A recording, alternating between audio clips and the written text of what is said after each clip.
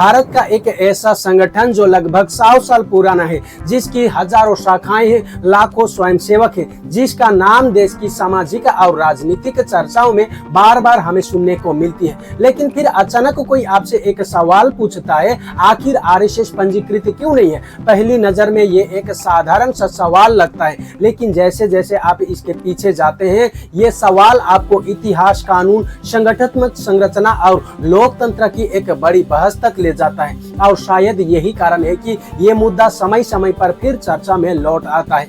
लेकिन रुकिए, क्या सचमुच कहानी सिर्फ पंजीकरण की है या इसके पीछे कुछ और भी है? कहानी शुरू होती है साल 1925 से, नागपुर अंग्रेजी शासन का दौर। इसी समय केशव बलिराम हेडगेवार ने राष्ट्रीय स्वयंसेवक संघ की स्थापना की।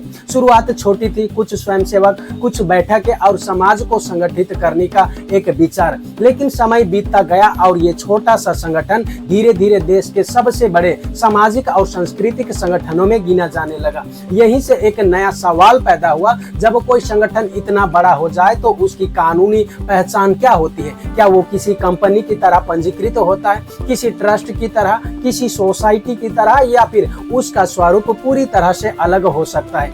यहीं से बहस शुरू होती है।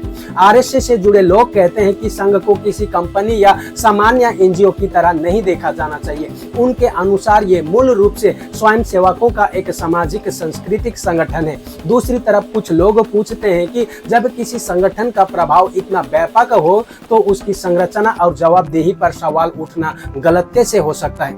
और यहीं से ये मुद्दा केवल आरएसएस का नहीं बल्कि एक बड़े सिद्धांत का प्रश्न बन जाता है। लेकिन रुकिए, कहानी में एक और दिलचस्प मोड़ है, क्योंकि आरएसएस को समझने के लिए सिर्फ वर्तमान को देखना काफी नहीं है, इतिहास की तरफ भी देखना पड़ता है। स्वतंत्रता भारत के शुरुआती वर्षों में आरएसएस कई बार राष्ट्रीय बहस के केंद्र में रहा। 1948 में महात्मा गांधी की हत्या के बाद संगठन पर प्रतिबंध लगा।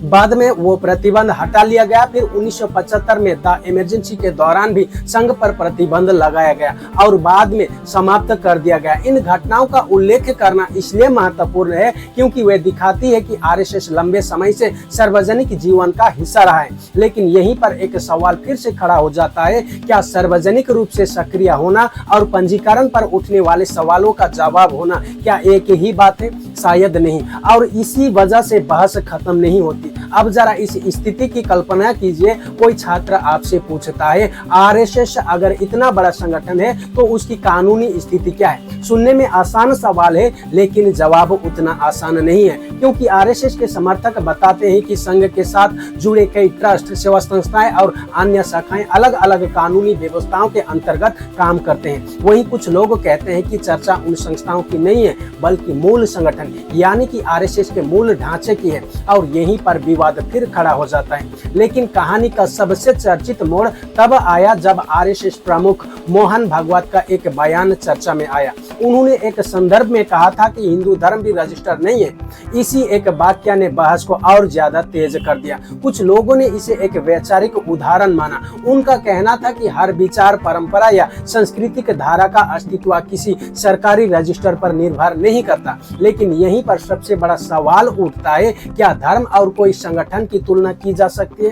क्या धर्म और संगठन एक ही श्रेणी में आते हैं? और देखते ही देखते चर्चा कानूनी प्रश्न से आगे बढ़कर वैचारिक बहस में बदल गई। लेकिन असली सवाल अभी बाकी है। मान लीजिए कि कल संसद एक नया कानून लाती है। कानून में कहा जाता है कि देश के हर बड़े सामाजिक, धार्मिक और वैचारिक संगठन को रजिस्टर करवाना होगा। पहली नजर में ये विचार अच्छा लग सकता है। लोग कह सकते हैं कि इससे पारदर्शिता बढ़ेगी। लेकिन फिर दूसरे सवाल पैदा होते हैं, क्या इससे नागरिक समाज पर अतिरिक्त नियंत्रण बढ़ सकता है?